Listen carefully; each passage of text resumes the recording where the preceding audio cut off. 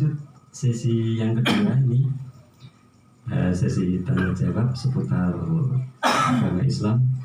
Dan sudah ada yang masuk SMS ini dari Mas Thoyib. Assalamualaikum Pak Ustadz. Waalaikumsalam. Waalaikumsalam Mas Thoyib. Ya ini Mas Thoyib mau bertanya, hukum wudhu di kamar mandi atau di WC gimana? Terima kasih. Hukum wudhu di kamar mandi atau di WC? Atau di WC. Boleh atau tidak? Zaman sekarang kan kamar mandi itu sekaligus ada WC-nya, karena kondisi tanah sekarang itu kan sempit. Kalau kamar mandi seperti orang dulu kolamnya besar, mungkin akan menghabiskan tempat, kecuali untuk masjid mungkin. Tapi untuk rumah biasanya melihat efisiennya tempat itu, efisiennya tempat. Nah, permasalahan wudhunya di mana itu nggak jadi masalah. Yang penting airnya itu memenuhi syarat untuk wudhu, Pak Ari. Artinya kalau air itu di kolam berarti air itu minimal ada ukurannya ada 2 kolah atau 500 liter. Kalau ukuran senti berarti 60 senti kubik.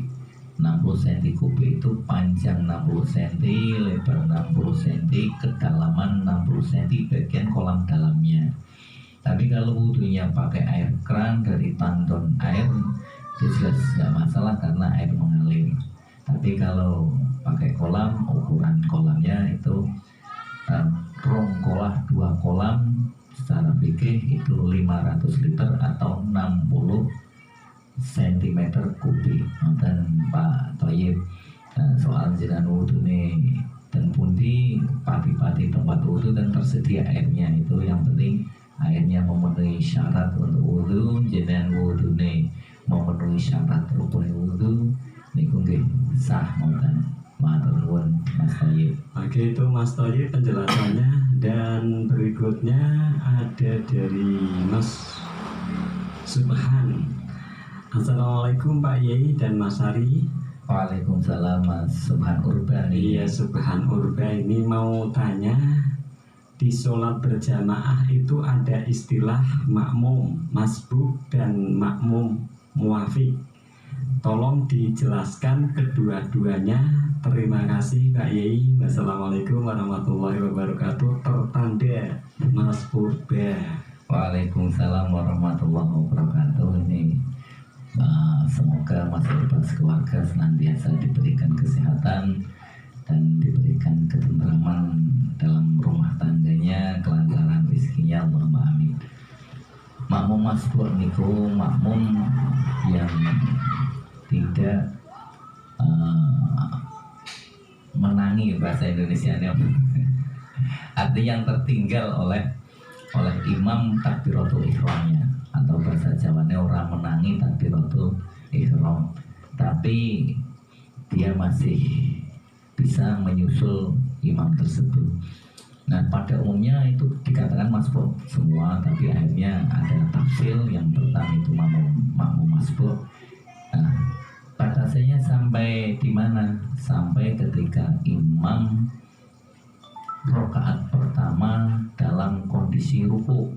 Ketika imam masih ruku pada rakaat pertama, itu makmum datang takbiratul ihram langsung ikutan ruku, tidak usah baca Fatihah. Yang wajib itu Fatihah Pak Ari, apalagi yang sunnah seperti doa iftitah. Ketika makmum itu takbir baca Fatihah dulu, terus imam sudah iktidal terus makmumnya ruku, itu ya enggak boleh. Jadi ketika imam itu dalam kondisi ruku, makmum langsung mengikuti ruku.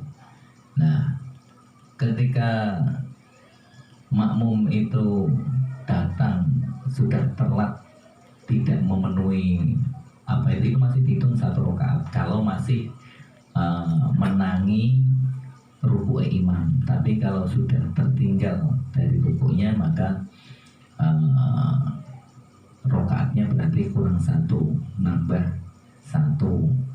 Jadi itu masalah makmum yang terlambat, makmum masbuk. Cara-caranya seperti itu tergantung nanti terlatnya, tertinggalnya dengan imam itu sampai kapan. Nonton Pak Ari. Oke, itu Mas Urba penjelasannya. Dan berikutnya ada dari Mas Irham di Keduni. Assalamualaikum Pak Ustadz. Waalaikumsalam warahmatullahi wabarakatuh. Aku punya uang hasil dari kerja. Aku sisakan dan saya tabungkan. Jumlahnya agak lumayan banyak. Apakah saya berkewajiban membayar zakat? Pertanyaan yang kedua, bagaimana cara menghitung zakat dari hasil pedagang? Misal per 1 juta harus berapa mengeluarkan zakatnya Pak Ustadz? Terima kasih. Terima kasih Mas Irham yang di Keduni. Semoga niat baik Anda dimudahkan oleh Allah dalam melaksanakannya, diberikan pertolongan oleh Allah serta diberikan kemudahan dalam melaksanakannya. Nah, tabungan yang kita simpan itu sudah mencapai nisab apa belum, sudah mencapai haul apa belum. Haul itu 1 tahun, artinya kita menabung pertama umpama tanggal 1 Januari, maka haulnya adalah 1 Januari tahun kemudian. Kemudian sudah mencapai 1 nisab apa belum. 1 nisabnya seberapa? Itu dikruskan dengan emas, yaitu 92 gram. Itu dihitung, jenengan nanti tanya ke toko emas berapa harga emas saat ini, maka itu yang dijadikan patokan. Nah, berapa yang harus dikeluarkan? Itu 2,5% atau 2,5%. Kalau 1 juta berarti cuma 25.000. 1 juta cuma 25.000. Itu yang wajib kita keluarkan untuk zakat. Oh, ternyata setelah dihitung belum mencapai nisab. Jangan urungkan niat baik Anda, jangan keluarkan karena itu belum kewajiban zakat, berarti keluarkanlah sedekah. Oh, ternyata duitnya dihitung nembe onone total nembe 30 juta total, kan urung wajib zakat. Nah, jangan urungkan niat Anda untuk mengeluarkan sebagian harta Anda.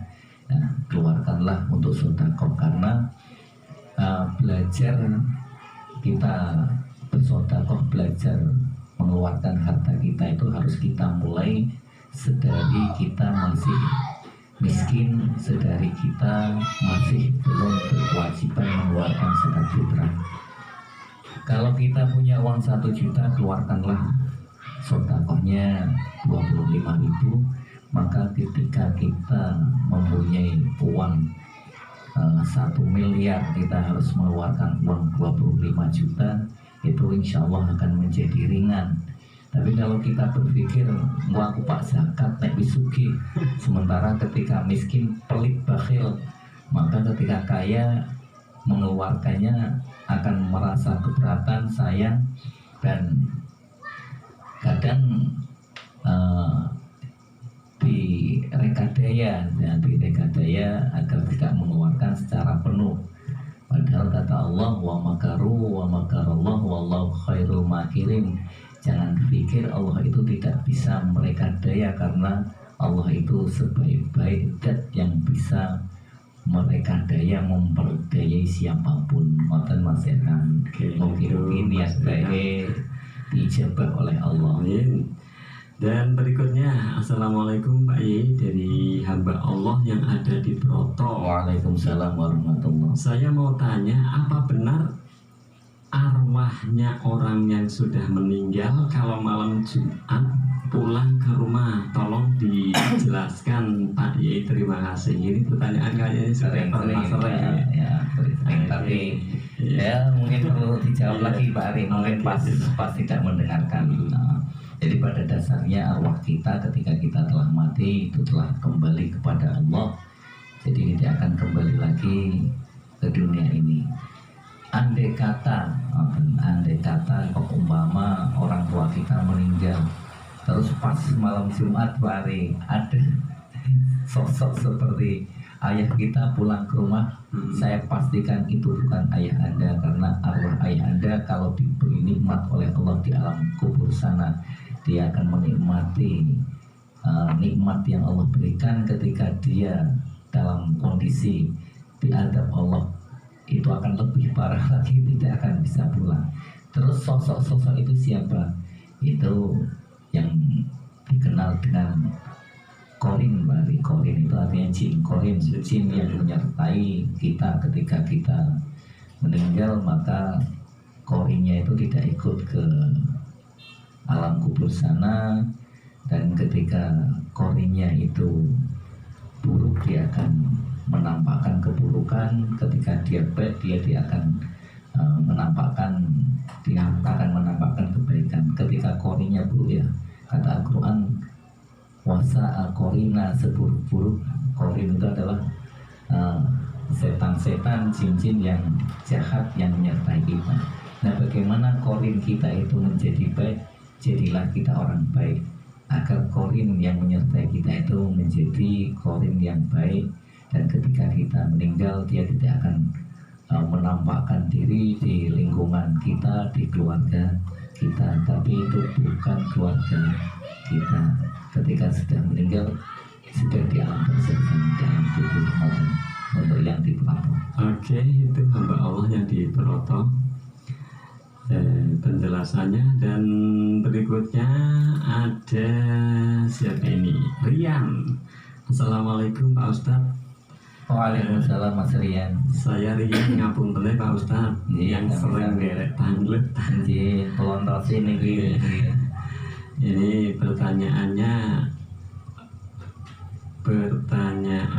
saya kalau menjual harta warisan untuk modal usaha dagang bagaimana hukumnya? Sedangkan yang mewariskan harta tersebut tidak berwasiat untuk menjualnya, hanya sebagai penerus harta warisan dari orang tua. Dan untuk bulan puasa nanti ada pengajian tidak Pak Ustadz katanya. Ya, terima kasih untuk Mas Rian di Kedung. Harta warisan yang sudah menjadi bagian kita, walaupun itu milik orang tua, entah bapak, entah ibu, ketika telah dibagi-bagi warisan itu dan kita mendapatkan warisan itu mutlak menjadi milik kita, menjadi milik kita. Yang tidak boleh kalau harta warisan itu belum dibagi-bagi, kemudian kita jual sendiri, saudara-saudara kita zolimi, tidak kita kasih bagian, itu jelas haram. Tapi ketika harta itu telah menjadi bagian waris kita, orang tuanya nggak wasiat, nah lebih mudah lagi, karena ketika orang tua wasiat itu akan menyulitkan kita, itu menjadi koyit, maka kita harus memenuhi wasiat orang tua tersebut. Tapi kalau orang tua kita tidak berwasiat, ini harta kamu harus begini-begini, itu artinya orang tua menyadari agar anaknya mudah dalam mengelola harta peninggalan orang tua. Nah, terkait dengan masalah yang Mas Rian mungkin khawatirkan, itu terkait dengan masalah ilmu hikmah, bukan hukum. Jadi kalau harta dari peninggalan orang tua, harta warisan dijual untuk modal, wah biasanya modalnya perusahaannya sulit untuk berkembang, itu di luar ranah hukum, itu kaitannya ilmu hikmah. Tapi kalau ranah hukum boleh, selama itu telah menjadi bagian waris dari Mas Rian yang sah. Ngoten Mas Rian mugi memberikan pencerahan. Oke, itu Mas Rian. Dan berikutnya lagi ada siapa ini pengirimnya? Oh, ada pengirimnya ini. Assalamualaikum Pak Ustadz. Waalaikumsalam. Kulo badhe tanglet menawi dipakeni nomor rencange, terus kulo jawabe ngawuran. Oh njaluk nomor anu di telepon mungkin. nomor 0. Terus kulone jawab ngawuran pas di iki maksudnya nomor togel. Nomere medal kula angsal dosa napa mboten, kula mboten nyuwun hasilé saking Imam Talun. Oh Mas Imam ini. Sini Mas Imam mungkin biasa di untuk Mas Imam di Talun ngoten. Selamanya kena niku guyon biasa guyon ngoten. Rencane ngertos jenengan tukang guyon nggih mboten napa-napa, tapi nek jenengan niku biasa nggo pitakonan artine dados wong tuwa nang kampunge wae. Biasa ana wong njaluk banyu mrono Pak Ustadz Imam atau Pak Imam atau Mbak Imam niki anak kula rewel yo toyone jenengan guyon iki nggo kemis metune 48 senaosa guyon jenengan mboten angsal. Senaosa mboten mangan duite karena masyarakat niku wis kadung percaya karo jenengan, wis kadung percaya karo jenengan senajan jenengan guyon nyebut angka togel. Senaosa ketika togel niku tembus ngoten jenengan saya sing tumbas niku angsal arta jenengan boten nyuwun utawi dikasih diparingi dikasih boten purun niku jenengan tetap secara moral dosa ngoten. Nah kecuali jenengan wong biasa guyon boten napa-napa. Tapi nek jenengan biasa diparani wong jaluki banyu ora kena niku Pak Imam. Oke, itu Pak Imam ya. Dan berikutnya ada dari siapa ini? Assalamualaikum Pak Ustadz, dari Mas dan Mas Ari. Waalaikumsalam. Mudah-mudahan dalam keadaan sehat selalu. Amin wa iyyakum wa iyyakum wa iyyakum. Dari Mas Dani mau tanya, seberapa besar dosakah orang yang suka onani? Terima kasih Pak Ustadz penjelasannya. Terima kasih untuk Mas Dani. Dalam hadis kan Rasulullah SAW dijelaskan ada 7 kelompok manusia yang nanti tidak akan mendapatkan pada hari kiamat, tidak akan mendapatkan dilur rahmah dari Allah, atau bahasa Indonesia ini tidak dapat tempat berteduh dari rahmatnya Allah pada hari kiamat. Nah, salah satu dari 7 golongan tersebut adalah orang yang melakukan onani. Untuk itu Mas Dani, kalau jenengan niku wis mampu, artinya secara mental jenengan wis mampu, segeralah menikah. Saya rasa lurus sing kriteriane sempurna, artinya kita itu tidak sempurna, tidak usah mencari kriteria yang sempurna. Terus perlu kita ingatkan juga ini Pak Ari, untuk Mas Dani, ada sabda Rasul Sallallahu Alaihi Wasallam, miskinun diulang-ulang 3 kali, melarat. Man la zaujata lahu, wong lanang sing ora duwe bojo wis sugih sepiro dari Kanjeng Nabi, miskin melarat. Nek jangan pengin sugih duwe bojo, jadi duwe bojo, punya istri itu meskipun naiknya sepeda ontel dia itu orang kaya Pak Ari. Meskipun naiknya Pajero, kalau dia tidak punya istri berarti dia miskin. Untuk itu yang Mas Dani dan yang di luar sana yang belum mempunyai istri, segeralah untuk mencari pendamping hidup secara sah yang bernama istri. Terima kasih Mas Dani. Dan berikutnya ada Mbak Arni. Assalamualaikum Pak Ustadz. Waalaikumsalam Mbak Arni. Kulo badhe tanglek nek durung diakikoke entuk melu korban apa ora Pak Yai, apa kudune akikoh dulu? Terima kasih. Terima kasih Mbak Parni. Di sana ini juga biasa ada pertanyaan semacam ini. Pada dasarnya orang tua kita itu ketika ini, kalau di lingkungan Kedung Karangdara mungkin Pak Ari ya, kalau orang tua punya anak biasanya diakikohkan segera, meskipun kalau belum mampu pakai kambing, pakai ayam Nanti ketika anaknya besar, apalagi kalau anaknya cewek, ketika dapat lamaran kambing ya, untuk akikoh si anak perempuan yang mau menikah. Nah, nek jenengan niku belum akikoh, jenengan telah mampu untuk membantu orang tua jenengan biar tertebus dari Allah, jenengan sebaiknya akikah dulu, ngoten syukur-syukur iso akikah, iso korban ngoten. Tapi nek dereng akikah seyukianya akikah rin ngoten untuk Bapak nih. Terima kasih. Oke, dan berikutnya Assalamualaikum Pak Yai dan Mas Ari. Waalaikumsalam warahmatullahi Mbak Ida di Karanggadap, saya sudah menikah kurang lebih 8 tahun tapi masih juga belum dikasih momongan. Sebagai ikhtiar sudah saya lakukan baik medis maupun ramuan seperti jamu.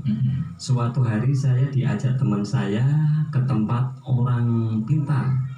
Saya di situ dipijit dan diberi air putih untuk diminum. Dan disuruh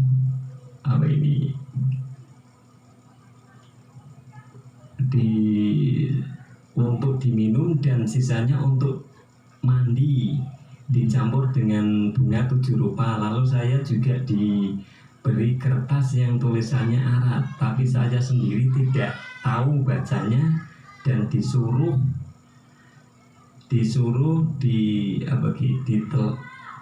diletakkan di bawah tempat tidur kami. Yang saya tanyakan sama Pak Kiai, apakah itu termasuk perbuatan syirik menurut Pak Kiai? Cara apa yang harus lakukan menurut Islam? Terima kasih penjelasannya. Terima kasih untuk Mbak Ida yang di Karanggadap. Ini pertanyaan serupa juga banyak. Minggu kemarin juga sudah ada pertanyaan. Ini cerita tentang Nabiullah Ibrahim, tidak akan kita ulang lagi. Untuk Mbak Ida, nomor 1 pertama berbanyak berdoa, jangan pernah putus asa berdoa. Minta Robbi habli dzurriyyatan thayyibah innaka sami'ud du'a, dibaca berulang-ulang setiap malam, setiap habis sholat. Terus ini terapi relaksasi, jenengan bagian kakinya itu mungkin jenengan tidak ada masalah dengan kandungan, tidak ada masalah penyakit-penyakit yang menghambat janin, itu jenengan di atas mata kaki, 4 jari di atas mata kaki, jenengan tekan pakai jari baik yang kanan maupun yang kiri. Ketika jenengan temukan di situ ada titik yang sakit, nah itu jenengan tekan terus digoyang-goyang dengan jari sendiri rutin sampai itu tidak terasa sakit. Itu butuh waktu beberapa hari itu Pak Ali. Kalau tidak pas titik sarafnya tidak akan terasa sakit, tapi ketika pas pada titik sarafnya itu akan merasakan sakitnya ke kandungan Anda pada posisi yang benar. Jika jenengan tidak mempunyai asam lambung, insya Allah itu akan segera dikabulkan Allah. Tapi kalau punya asam lambung, punya penyakit-penyakit, jenengan obati dulu penyakit-penyakit yang menghambat seperti asam lambung dan penyakit-penyakit rahim lainnya. Terus jenengan persiapkan sebelum ikhtiar haliyah meminta anak kepada Allah, sebelum Anda berhubungan suami istri, persiapkan secara matang, secara mapan mental Anda sebelum berhubungan. Jangan wudhu, sholat dulu 2 rakaat, kemudian istirahatkanlah dulu jenengan berdua. Mulai besok jenengan istirahat minimal 2 minggu, jangan berhubungan suami istri, jangan berhubungan intim selama 2 minggu. Terus kerja jangan diforsir, dengan kondisi fit tubuh keduanya. Terus jenengan berhubungan intim, memohon dulu kepada Allah agar diberikan keturunan yang solih-solihah, dzurriyyatan thayyibah. Jangan lupa ketika berhubungan, suami membaca doa, jenengan istri juga membaca doa. Adapun tadi yang jenengan dari orang pintar, sebaiknya jenengan buang, jenengan singkirkan dari tempat tidur jenengan, karena itu akan mengganggu keyakinan kita, akan merusak keyakinan kita. Sebaiknya kita langsung memohon kepada Allah dengan doa-doa. Kalau mau minum dengan air doa, jangan baca doa. Terus jenengan amalkan setiap malam Senin membaca surah Maryam, Kabaya Aisyah itu setiap malam Senin jenengan baca surah Maryam. Jenengan memohon setelah membaca Maryam dan mohon kepada Allah untuk segera diberikan keturunan yang baik. Jenengan husnudzon saja, kalau saat ini jenengan belum dikasih momongan, mungkin jenengan belum siap untuk mendapatkan momongan itu. Jenengan persiapkan secara mental bahwa jenengan layak untuk Allah titipi keturunan. Ngoten Mbak Ida, bisa disambung nanti lagi. Oke. Itu Mbak Ida di Kalendada. Dan berikutnya dari Mas Ahmad di Bangka. Assalamualaikum Pak Yei. Waalaikumsalam Mas Ahmad. Bagaimana cara berpuasa dan sholat bisa merasa nikmat? Oke, terima kasih penjelasannya dan salamnya ini Pak Ustaz. Terima kasih untuk Mas Ahmad. Jadi kita itu harus nikmat, harus senang ketika melakukan kebaikan, ketika melakukan taat, ketika kita ngaji, ketika kita sholat. Artinya jangan sampai ketika kita sholat itu buru-buru kita nikmati. Untuk pertama mungkin akan kesulitan. Jadi ketika kita memaksakan diri, harus dipaksa. Kalau sholat itu harus kita paksa sendiri. Setelah terbiasa kita sholat, maka ketika kita meninggalkan sholat merasa seperti ada sesuatu yang kurang. Turun sholat niku krosono sing kurang. Itu tahap awal. Nanti setelah terbiasa lagi kita akan merasakan ketika sholat itu nikmat. Maka belajarlah ketika kita sholat untuk tidak terburu-buru, kita melihat sisi-sisi baiknya. Jangan sampai melihat sisi yang seakan-akan tidak nikmatnya. Sekarang kalau kita lihat orang minum minuman keras, orang makan obat-obat terlarang, minum obat-obat terlarang, itu nikmatnya di mana kan? Tapi mereka merasa menikmati karena melihat dari sisi kenikmatannya. Tapi ketika kita melihat dari sisi maldorotnya, maka tidak ada nikmatnya sama sekali. Nah sekarang kita balik, bagaimana kita puasa, kita sholat, kita ngaji itu kita lihat dari sisi-sisi nikmatnya. Kita cari, kulo sholat ini nikmatnya nek opo? Oke, nikmati nek wis sholat anteng, ngoten pertama. Kulo nek poso nikmati napa ngelih. Ngelih.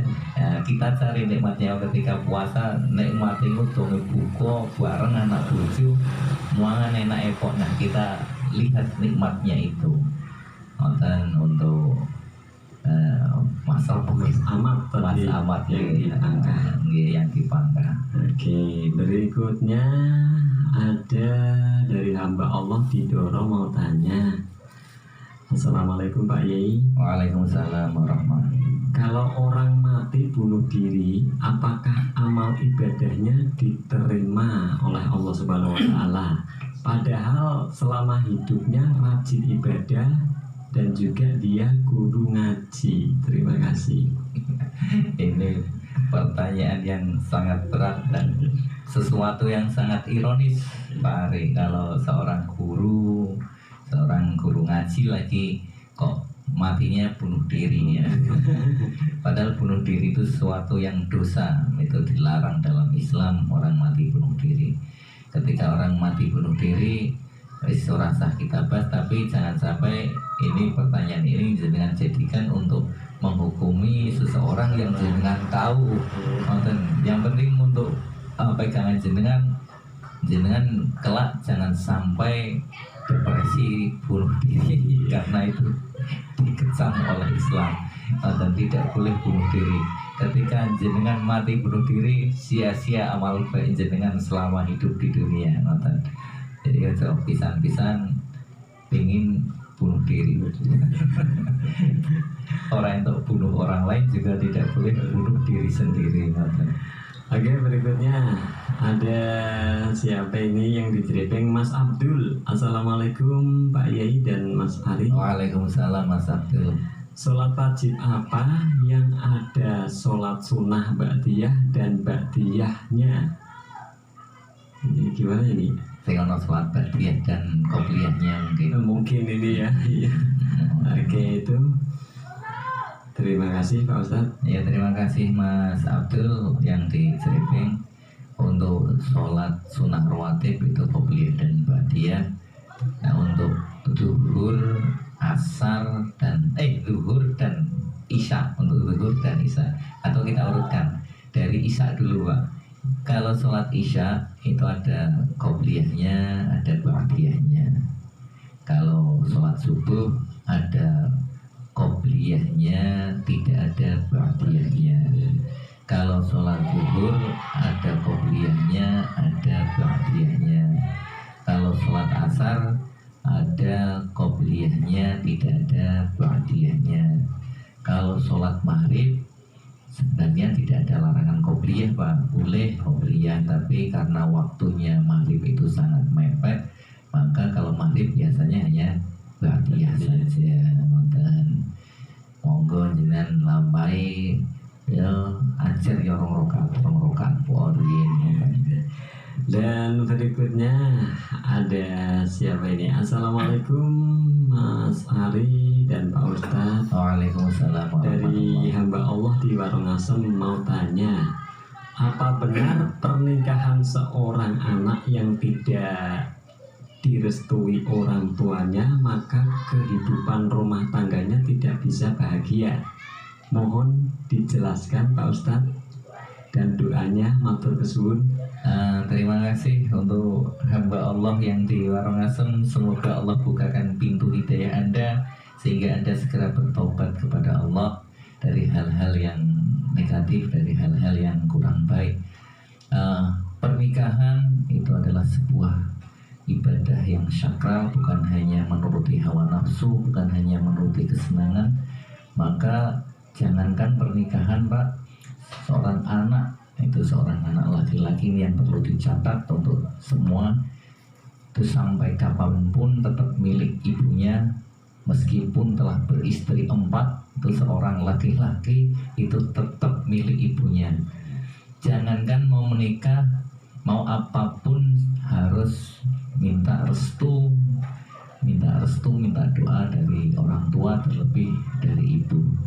Kalau selama ini jenengan ada yang menikah tanpa restu dari orang tua, tanpa restu dari ibu, segeralah memohon maaf kepada orang tua, mohon ampun kepada Allah, karena Anda telah berdosa bukan hanya kepada orang tua tapi juga kepada Allah. Mohonlah ampun, bertobat kepada Allah. Jenengan datang kepada orang tua untuk meminta maaf, untuk meminta restu. Jangan berkecil hati nek orang tua ini si jengkel. Selama jenengan sungguh-sungguh berkali-kali meminta maaf kepada orang tua, insya Allah orang tua itu akan memaafkan.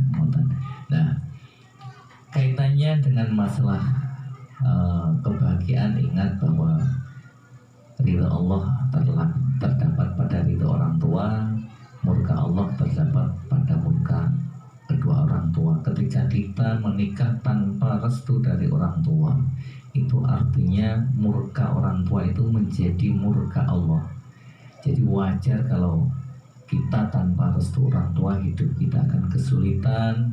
Andai kata kaya pun tidak akan mendapatkan ketenangan, karena ketenangan batin itu bukan dari harta benda, bukan dari uang, tapi dari hati yang harus dipenuhi dengan mengikuti tuntunan-tuntunan ajaran syariat Islam, antara lain yaitu restu dari orang tua. Ngoten Pak Ari. Oke, itu penjelasannya. Dan ada beberapa SMS lagi yang harus kita baca. Ini dari Mas Lepo yang ada di Langkap. Assalamualaikum Pak Ustadz dan Pak Ari. Waalaikumsalam warahmatullahi. Saya mau tanya bab wudhu, bagaimana jika membasuh tangan dan kaki hanya dikucur, diusap? Apakah apakah wudhunya sempurna? Terima kasih. Terima kasih. Yang penting rata itu ya. Iya. Jadi kalau dalam bahasa kitab itu ada ghuslun, ada mashun, ada ghusala, ada masaha. Oke. Nah, perbedaan antara ghusala dan masaha itu apa? Ketika tangan, wajah, kaki itu pakai ghuslun. Ghuslul wajhi, ghuslul yadaini, ghuslul rijlaini. Tapi ketika kepala, mashu ba'dil ra'si, dengan menggunakan mashu. Artinya apa? Ketika ghusala itu yang penting anggota wudhu itu terbasahi oleh air secara merata. Tapi kalau masahan, yaitu kepala, sebagian kepala itu harus disentuh, baik itu dengan tangan secara langsung ataupun bialatin, dengan alat, mungkin memegang kayu itu yang dimasukkan ke air, kemudian yang untuk membasuh kepala kita adalah dengan kayu. Tapi untuk kepala itu harus disentuh, harus masahan disentuh. Tapi untuk tangan, wajah, kaki itu cukup ghuslun, artinya terbasahi oleh air secara merata. Mau nang keran dipandok kerok tanpa diusap tangan, nenek bisa roto mboten nopo-nopo. Tapi ketika diusap anggo tangan karena untuk hati-hati lebih biar rata, niku nggih langkung sae ngoten Pak. Oke, itu. Dan berikutnya ada dari siapa ini? Assalamualaikum Pak Ustadz. Waalaikumsalam warahmatullahi. Aku mau tanya, aku mendahului orang tua pada saat mau berangkat ke masjid untuk berjamaah. Apakah saya termasuk orang yang sembrono? Terima kasih penjelasannya. Terima kasih untuk Sopo Kilali. Ini dari hamba Allah. Untuk hamba Allah, semoga giat berjamaah di masjid, bukan hanya Jumatan tapi sholat 5 waktu. Ketika kita berjalan ini kan tahu, pernah mendengar cerita Sayyidina Ali yang begitu luar biasanya Allah memberikan kehormatan kepada beliau karena berjalan di belakang orang tua. Tapi untuk daerah yang Muslim kental, mungkin orang tua itu akan ngerti ketika dia sama-sama mau ke jamaah. Itu saya dulu pernah berjalan di belakangnya orang tua. Orang tua tahu di belakangnya itu ada anak-anak yang berjalan. Di bawah orang tua itu bilang, sana kamu yang duluan, kamu yang masih muda-muda, jalanlah cepat. Nah itu kan orang tua yang pengertian, artinya mempersilahkan yang muda mendahului, itu tidak apa-apa. Nah orang tuanya nggak bilang jenengane si muda sanjang kepada orang tua, Pak permisi, menyapa. Nun sewu, ngobrol sekedap. Niki kula tak riyen Pak nggih. Insyaallah mboten napa-napa niku mboten suhatan. Jadi sembrono niku jenengan balapi tanpa mesem tanpa. Tapi ketika jenengan menyapa orang tua itu kula riyen Mbah, ya monggo. Ya itu enggak masalah. Oke, dan ini pertanyaan dua lagi nih dari sebelum kita tutup acara ini. Ada dari Mas Aris saking Kedunguni. Kula badhe nyuwun pencerahane. Assalamualaikum Pak Ustadz. Waalaikumsalam Mas Aris. Ada orang yang ingin kenal dengan Allah Subhanahu wa Ta'ala, apakah perlu baiat, toriko, matur nuwun? Terima kasih. Terima kasih untuk Mas Aris. Maksudnya baiat niku Pak, baiat torikot, baiat ke guru niku saged, mboten napa-napa, sing penting jenengan wis ngerti bimbingannya, atau nek jenengan dereng ngertos ya belajarlah ke kiai untuk minta bimbing. Nek jenengan pingin kenal kepada Allah, bukan langsung mencari-cari Allah, tapi bagaimana cara kita itu untuk mengenal Allah itu dengan cara bima'rifati nafsi, dengan mengenal diri kita sendiri. Kita kenali diri kita sendiri, nanti kita akan mengenal betapa maha besarnya Allah ciptakan manusia dengan sistem yang sangat canggih sampai akhir hayat, akhir dunia, kiamat pun manusia tidak akan bisa melakukan teknologi secanggih yang Allah kerjakan. Jadi kita kenali diri kita, sifat-sifat buruk kita itu apa, kemudian kita perbaiki. Kelebihan-kelebihan potensi yang kita miliki itu apa, kita kembangkan, kita gali, kita tingkatkan untuk memberikan manfaat yang terbaik kepada manusia, untuk mendekatkan diri kepada Sang Pencipta Allah Subhanahu wa Ta'ala. Dengan mengenali diri kita, maka kita nanti akan mengenali Allah, karena ada kaidah yang mengatakan barang siapa yang tidak bisa mengenali dirinya, maka dia tidak akan bisa mengenali Allah. Untuk mengenali Allah, langkah awal kita harus mengenali diri kita sendiri. Ngoten Mas Aris. Oke, itu Mas Aris. Dan pertanyaan yang terakhir ini dari Nur Yasin. Assalamualaikum Pak Ustaz. Waalaikumsalam warahmatullahi wabarakatuh. Mas Ari, aku Pak Tako. Nama saya Nur Yasin. Artinya Yasin itu nopo Pak? Terima kasih. Nuri berarti ngerti nih, Nur Yasin, Nur yang buat kertas. Yasin ini. Tetes dalam Al-Quran itu ayat-ayat Al-Quran itu terbagi menjadi kalih, wonten ayat mustabihat, wonten ayat-ayat muhkamat. Ayat ini kita rangke tafsirnya sithik apa ya. Ayat-ayat muhkamat itu artinya ayat-ayat yang bisa dipahami secara konteks kalimatnya. Nah, ayat yang keduanya ayat-ayat mustabihat, ayat-ayat yang tidak bisa dipahami secara konteksnya. Nah, ayat-ayat mustabihat itu ada dua macam. Yang pertama dalam bentuk ayat, yang kedua dalam bentuk permulaan Al-Quran seperti Alif Lam Mim, Yasin, yang bentuk kalimat seperti yadullahi fawqa aydihim, tangan Allah di atas tangan mereka. Ini termasuk ayat mustabihat yang tidak bisa diketahui maksudnya secara pasti, hanya Allah yang tahu. Kemudian ayat mustabihat berikutnya yaitu awal-awal surat seperti Alif Lam Mim, Hamim, Toha, Kaf ya Isor, macam-macam, dan termasuk Yasin. Yasin itu yang tahu ya hanya Allah. Soal ulama tafsir ada yang menafsirkan Yasin artinya itu singkatan dari ya ingsan, ai tegese maksudnya Yasin itu asmone Kanjeng Nabi Muhammad. Nah, husnul Yasin itu salah satu nama dari nama baginda Muhammad Sallallahu Alaihi Wasallam, karena nama Muhammad itu adalah namanya itu banyak sekali. Nama utamanya adalah Muhammad, dan nama-nama lakopnya termasuk Yasin. Jenengan namine Nur Yasin, mugi-mugi jenengan yang mempunyai nama Nur Yasin ini mendapatkan secercah cahaya dari Nur Muhammad Rasulullah Sallallahu Alaihi Wasallam dari kata Yasin, nama beliau. Semoga jenengan menjadi orang yang muqimus sholat, yang mendirikan sholat 5 waktu, diberikan dzurriyyah keturunan yang juga melaksanakan sholat 5 waktu. Allahumma amin. Dari ini ada yang menyusul ini Pak Nur Pangsit. Ya, Baru kelihatan dari nih Pak Nur Pangsit ini mau tanya, dan SMS-nya tidak kekirim semua ini Pak Nur, mohon dipersori.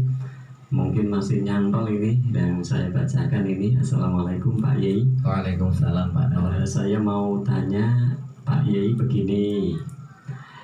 Iblis, setan, dan jin, apakah dia itu sebangsa atau bukan? Sedangkan Allah berfirman di dalam Al-Quran, tidak aku ciptakan jin dan manusia kecuali untuk mengabdi kepada Allah. Itu pertanyaannya, dan mungkin selengkapnya ada lagi, cuman belum kekirim ini. Ya, tanya enggak Jadi wa ma khalaqtul jinna wal insa illa liya'budun. Jadi ngeten bari, semua makhluk Allah itu diciptakan oleh Allah tunduk patuh kepada Allah. Baik itu manfis sama ataupun yang di bumi, baik itu makhluk Allah yang berada di langit maupun yang berada di bumi, itu diciptakan oleh Allah patuh tunduk, baik itu malaikat, binatang, tumbuh-tumbuhan, itu diciptakan tunduk patuh. Kemudian ada dua makhluk yang diberi kebebasan oleh Allah, yaitu jin dan manusia, agar dia memilih caranya sendiri. Semua ada konsekuensinya. Memilih kebaikan ya akan berbalas kebaikan, memilih kejahatan akan berbalas kejahatan. Kemudian setan ini pernah kita ulas hari pertemuan pertama mungkin itu dulu. Dalam Al-Quran juga dikatakan syayatinal jinni wal insi, itu dalam ayat Al-Qurannya seperti itu. Kata Allah syayatinal jinni wal insi, setan di jin karo di menungso. Jadi jin setan itu ono kalane di jin, ada kalane dari manusia. Jadi setan itu terdiri dari jin dan manusia. Terus setan itu apa? Kata Syekh Ali As-Sobuni dalam tafsir ayat ahkam Ruwaiul Bayan dikatakan kurang lebihnya seperti ini: kullu atin mutamarridin. Jadi setiap sesuatu yang melampaui batas itu adalah setan. Jadi setan itu sifat yang ada pada jin dan manusia. Ketika kita melakukan sesuatu yang melampaui batas-batas kewajaran, itu adalah kita setan. Maka orang tua melihat anaknya biasanya makan itu satu piring sudah kenyang, kok makan satu ceting, nah itu setan karena sudah melampaui batas kewajaran. Demikian pula hal-hal yang lainnya. Terus iblis itu siapa? Iblis itu kan biyungnya jin, dari bangsa jin. Iblis itu dari bangsa jin. Cuma yang masuk golongan iblis itu artinya mereka-mereka yang memang siap untuk masuk neraka karena tidak mau tunduk patuh kepada Allah, merasa mereka dekat dengan Allah gara-gara Adam. Terus dia menjadi dikeluarkan dari surga dan diturunkan ke bumi. Nah, iblis itu dari bangsa jin yang dulunya mendapat gelar al-muqarrabun. Setelah membangkang atas perintah Allah, ia disebut iblis. Iblis itu artinya pembangkang, jin pembangkang. Iblis itu bahasa Arab, bahasa Indonesianya pembangkang. Dari bangsa jin yang membangkang, jin-jin yang mendapat titel, mendapat jabatan tinggi, yaitu al-muqarrabun, semua membangkang, maka dikatakan iblis kalian, dan mendapatkan laknat dari Allah. Dan usianya dia diberi kebebasan oleh Allah sampai hari kiamat, baru akan meninggal dunia. Nonton Pak Nur jawaban sekelumit mungkin manfaat. Oke, itu Pak Nur jawabannya. Dan terima kasih buat pendengar semuanya yang mungkin sudah beratensi atau kirim SMS.